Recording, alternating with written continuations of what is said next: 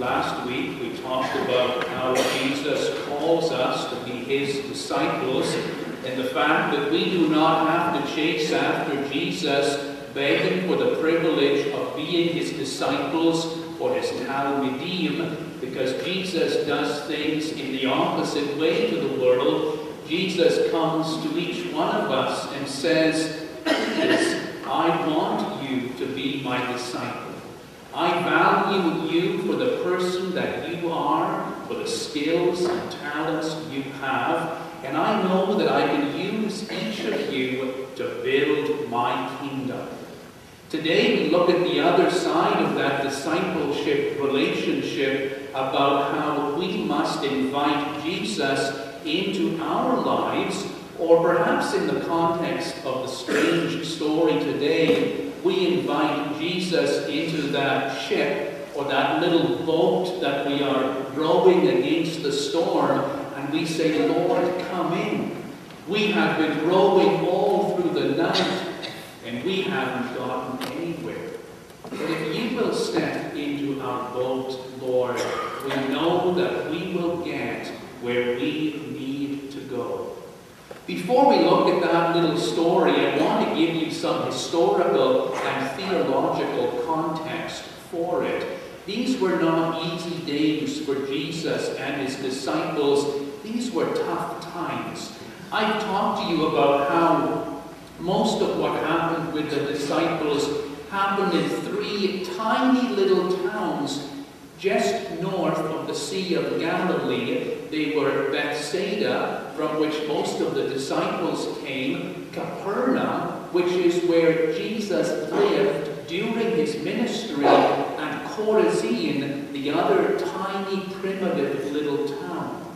But just north of those towns, still in Galilee, was the place where the Via Maris, the way of the sea, the great roadway between Egypt and Assyria and Rome, where that road branched out towards the east into Assyria, towards Damascus. And at that crossroads, there was the most incredible palace of the day, and it was Caesar's palace. And it wasn't a casino, by the way. The original Caesar's palace, built by Herod, called the Herodian, on a high hill in such a position that all the people from Chorazin and Bethsaida and Capernaum could look up and see its magnificence. And if you had walked into that great temple, you would have seen a statue of Caesar himself. The temple was built by Herod the Great. That was the one who tried to kill Jesus just after his birth in Bethlehem. And the statue there was either 20 or 30 feet tall, covered completely in gold leaf, the statue of Caesar.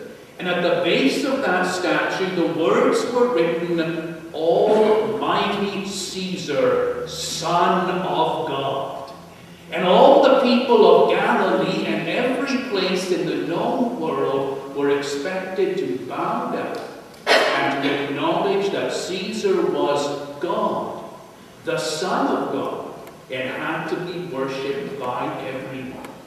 There were some people at the time who had tried to rebel against the worship of the god Caesar, but Herod Antipas, the son of Herod the Great, who reigned during Jesus' ministry, did not look well upon them.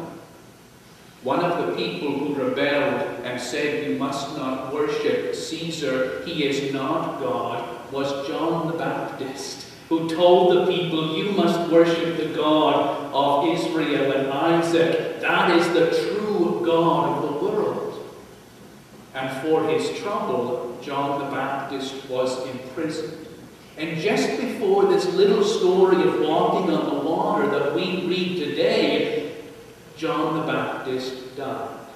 And you know how he died. Herod Antipas had married the wife of his deceased brother Philip, and John the Baptist said that that wasn't right, and so Herod Antipas hated John the Baptist, and one night when the daughter of Herod Antipas's new wife was dancing dancing, Herod said, "You are such a wonderful dancer, I will give you whatever you want."